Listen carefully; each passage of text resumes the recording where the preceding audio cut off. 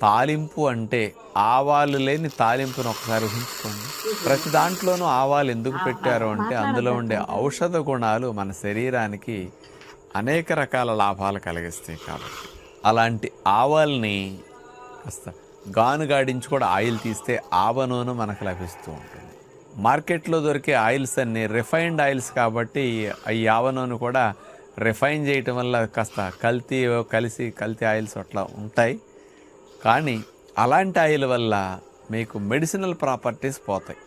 వంటకు ఆయిల్ వాడొద్దని మనం చెప్తుంటాం. కానీ మీరు ఒరిజినల్ ఆవ నూనె తయారు చేసుకుని కనుక పెట్టుకుంటే మీకు చాలా చాలా లాభాలు కలిగిస్తుంది.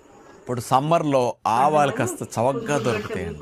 ఎందుకంటే అందరూ నీళ్లు లేనప్పుడు రెండో పంట కింద ఆవాలు పొలాల్లో చల్లుతుంటారు. ఏప్రిల్ మే నెలలో ఆవాలు బాగా మా పంటలు పండి మార్కెట్లోకి ఎక్కువ క్వాంటిటీ వచ్చేసరికి రేటు